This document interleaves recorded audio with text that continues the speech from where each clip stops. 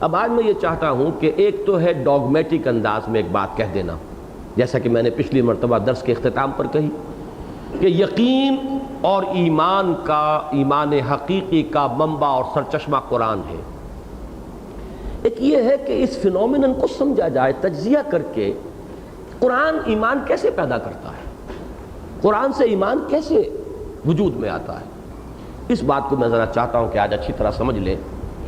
یقین کو اگر آپ انالائز کریں گے تو یقین کس شے سے پیدا ہوتا ہے، اس کا نام صحیح یعنی اس کو قرار دیا علامہ اقبال نے تجربہ، ایکسپیرینس۔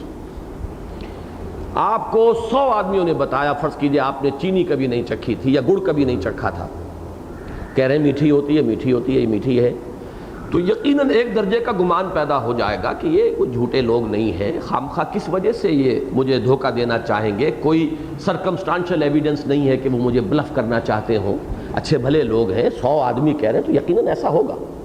لیکن یہ ہوگا کے درجے تک ہی رہے گا، یہ ظن ہی کا درجہ ہوگا، ظن غالب آپ کہہ دیں گے، لیکن یہ کہ یہ ہوگا کے درجے میں رہے گا۔ ہے کب ہوگا؟ جب آپ چکھ لیں گے، once you taste it۔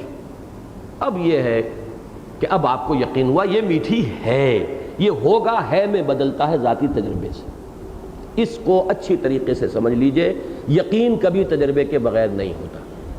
لیکن اب دوسری بات ہے، یہ ہے اصل میں علامہ اقبال کی بہت بڑی خدمت جو لیکچرز میں انہوں نے کی ہے۔ انہوں نے اب تجربے کو تقسیم کیا ہے، ایک تجربہ حسی ہے، خارجی ہے، ظاہری ہے، جو ہمارے حواس ظاہری کے ذریعے سے ہمیں حاصل ہوتا ہے۔ ٹیسٹ بڈز ہیں، انہوں نے چکھا ہے کہ یہ کڑوا ہے، یہ میٹھا ہے، یہ کھٹا ہے، یا ہماری یہ سینس آف ٹچ ہے، لامسہ لمس کی صلاحیت، یہ سخت ہے، یہ نرم ہے، یہ ٹھنڈا ہے، یہ گرم ہے، ہماری یہ سماعت ہے، بصارت ہے، سونگھنے کی صلاحیت ہے، اس سے ہمیں حاصل ہوا۔ یہ ہمارا ایک خارجی تجربہ ہے، ایکسٹرنل ایکسپیرینس ہے۔ علامہ نے جو زور دے کر بات ثابت کی ہے وہ یہ ہے، اس سے کہیں زیادہ یقینی ہوتا ہے باطنی تجربہ۔ کوئی بات آپ سے کسی نے کہی اور آپ نے کہا ہاں ٹھیک ہے، کیسے کہہ دیا آپ نے ٹھیک ہے؟ اندر آپ کو کچھ محسوس ہوا ہے کہ یہ حقیقت ہے، کچھ ہے آپ کے اندر ہے، جیسے ٹیسٹ بڈز ہیں آپ کے جنہوں نے آپ کو بتایا کہ یہ میٹھی ہے، اسی طرح آپ کے اندر کوئی حص باطنی ہے، وہ حص باطنی آپ کو یہ حکم دے رہی ہے، آپ کو بتا رہی ہے کہ یہ شے ٹھیک ہے، یہ درست ہے۔ یہ باطنی تجربہ بھی علامہ اقبال نے جو بحث کی ہے وہ یہ ہے کہ اتنا ہی ڈیپینڈیبل ہے، بلکہ اس سے زیادہ ڈیپینڈیبل ہے جتنا کہ خارجی تجربہ ہوتا ہے۔ اس کے لیے جو الفاظ ہم استعمال کرتے ہیں وہ مثلا لفظ وجدان ہے، وجدانی طور پر میں یہ جانتا ہوں، you might not be able to explain it, you might not be able to prove it logically یا کسی اور ذریعے سے، لیکن نہیں، میرا دل یہ کہتا ہے۔ وہ کیا بلا ہے دل؟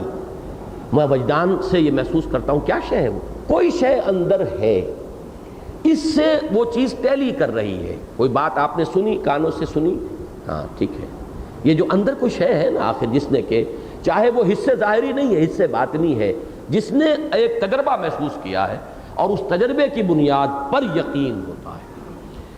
یہ ہے در حقیقت فائنل انالیسس میں یقین والا ایمان پیدا ہوتا ہے قرآن مجید کو پڑھتے ہوئے، جب آپ کو اپنے اندر سے گواہی ملتی ہے کہ یہ صحیح ہے، یہ حق ہے، میری فطرت اسے قبول کر رہی ہے، میرا دل مان رہا ہے۔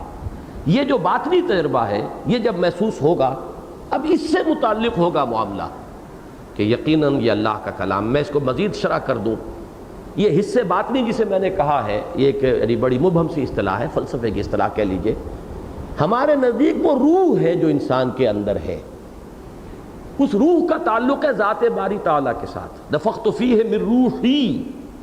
اس روح کے اندر وہ حصے باطنی موجود ہے، وہ روح دیکھتی بھی ہے، سنتی بھی ہے، چکھتی بھی ہے، چھوتی بھی ہے، اس کے بھی حواس ہیں، اگرچہ وہ حواس خارجی سے اس کا کوئی تعلق نہیں۔ وہ روح جو ہے وہ تصدیق کرتی ہے کہ ہاں یہ ٹھیک ہے۔ وجہ کیا ہے؟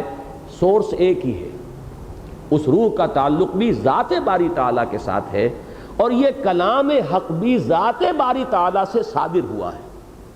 ایک حدیث میں الفاظ یہ آئے ہیں، عجیب لفظ ہے، خرج من ایل۔ ایل کا لفظ عبرانی میں آتا ہے الہ کے لیے، یہ وہ کلام ہے جو نکلا ہے اللہ سے۔ اللہ کی ذات سے. اگرچہ یہ لفظ اس معنی میں ہم استعمال کریں گے تو وہ تجسیمیت آ جائے گی، جیسے کہ کسی شے سے کوئی چیز نکل رہی ہو تو پھر اس ہستی کا محدود ہونا لازم آ جاتا ہے. لیکن ایک حدیث میں یہ لفظ ہے خرج من نیل، کہ جو اس لیے کہ کلام تو صادر ہوتا ہے نا. ہم نے کوئی بات کہی تو در حقیقت ہمارے اپنے وجود میں سے کوئی شے نکلی ہے. تو یہی وجہ ہے کہ علامہ اقبال نے یہ کہا ہے کہ فاش گویم آنچ در دل مزمرست، یہ کتابیں نیست چیزیں دیگر است، مثل حق پنہاؤ ہم پیداستو، زندہ و پائندہ و گویاستو. تم اسے صرف کتاب نہ سمجھ بیٹھنا، یہ کتاب نہیں ہے، کچھ اور ہے. جو میرے دل میں چھپی ہوئی حقیقت ہے وہ میں اب بیان کر رہا ہوں. فاش گویم آنچ در دل مزمرست، صاف کہہ دیتا ہوں جو میرے دل میں ہے یہ کتاب نہیں، کچھ اور ہے. اور کیا ہے وہ اور؟ مثل حق پنہاؤ ہم پیداستو، جیسے اللہ کی ذات ہے وہی الفاظ الظاہر والباطن جو ہم پڑھ چکے ہیں پہلی 6 آیات میں آیا ہے. جو اس کی صفت ہے ظاہر و باطن وہی اس کی صفت ہے. اور جس طرح اس کی صفت ہے الحی القیوم آیت الکرسی کے الفاظ، اسی طریقے سے یہ ہے. جیسے وہ کلام کرتی ہے وہ ہستی اللہ تعالیٰ کی ذات متکلم ہے، کلام اس کا وصف ہے، اسی طرح یہ بھی کلام کرتا ہے. قرآن گویا ہے، یہ تم سے بات کرتا ہے. معلوم یہ ہوا کہ در حقیقت صفات باری تعالیٰ کا ایک عکس کامل اس کلام باری تعالیٰ کے اندر موجود ہے. اور اس کو سادہ سے میں الفاظ میں سمجھایا کرتا ہوں.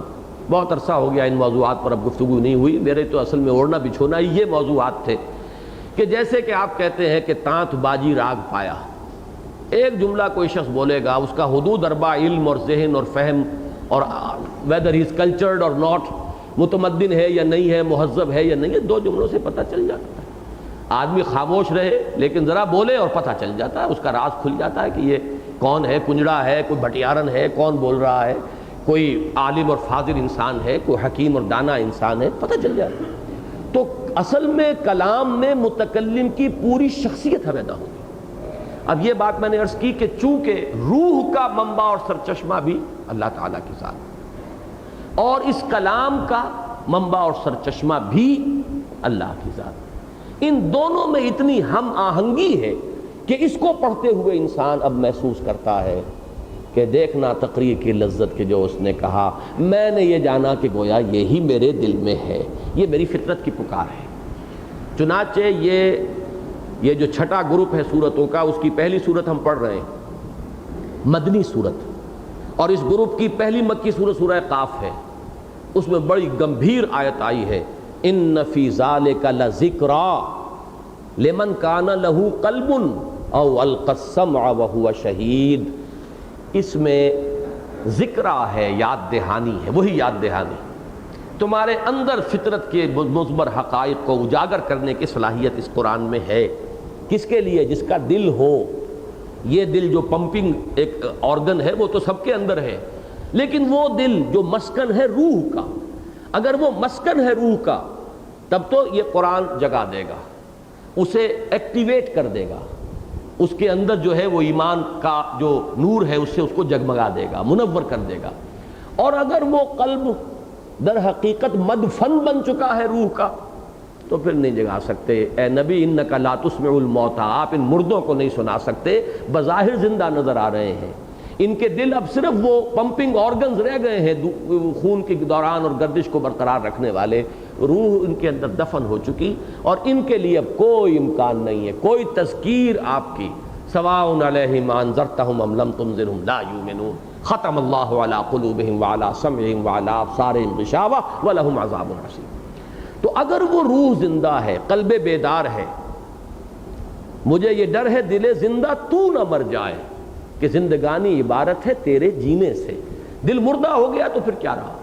بظاہر وہ چل رہا ہے، حیوان انسان زندہ ہے، حقیقی انسان مر چکا، اب وہ تعزیہ ہے، چلتا پھرتا ایک مقبرہ ہے، اس کے سوا کچھ نہیں. لیکن اگر دل ہے تو یہ قرآن جگا دے گا اور منور کر دے گا، نور علی نور ہو جائے گا. ایک نور روح میں ہے، تمہاری فطرت میں ہے، ایک نور یہ اس قرآن پاک میں ہے. ان دونوں کے امتزاج سے نور ایمان وجود میں آئے گا، جس کو کہا گیا نور علی نور یہدی اللہ لنورہ من یشاء. یہ اللہ تعالیٰ کا جس کو چاہتا ہے وہ اس کو جو نور ہدایت عطا فرما دیتا ہے، لیکن 2 نوروں سے مل کر وہ نور بنا ہے. یہ ہے در حقیقت قرآن کے ذریعے سے ایمان پیدا ہونے والی بات. شعوری ایمان، حقیقی ایمان، یقین والا ایمان یہاں سے پیدا ہو. اور یہ بات بھی جان لیجئے کہ یہی ایمان خود نبیوں میں اسی ذریعے سے ایکٹیویٹ کیا گیا. پوٹینشلی موجود، یقیناً پوٹینشلی موجود تھا، لیکن پوٹینشلی تھا، اس کو ایکچوئلائز کیا ہے، بالفعل وہ ایمان ظہور میں آیا اسی نور قرآن سے. یہ سورہ شورى کی لاسٹ بٹ ون آیت ہے، بہت اہم ہے.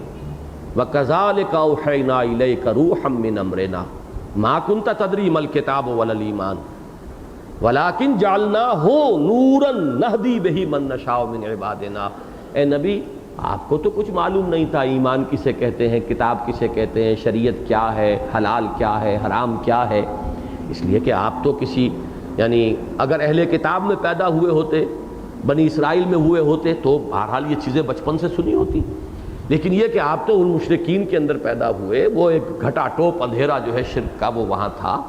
مَا كُنْتَ تَدْرِي مَا الْكِتَابُ وَلَا الْإِيمَانُ وَلَكِنْ جَعَلْنَاهُ، ہم نے اس قرآن کو ہم نے نور بنایا. وَلَكِنْ جَعَلْنَاهُ نُورًا نَهْدِي بِهِ مَن نَّشَاءُ مِنْ عِبَادِنَا، اس کے ذریعے سے ہم ہدایت دیتے ہیں اپنے بندوں میں سے جس کو چاہتے ہیں. اور اب جب کہ وہ کتاب آپ پر نازل ہوئی، آپ محبت وحی بن گئے، اب آپ سرچشمہ یقین بن گئے ہیں.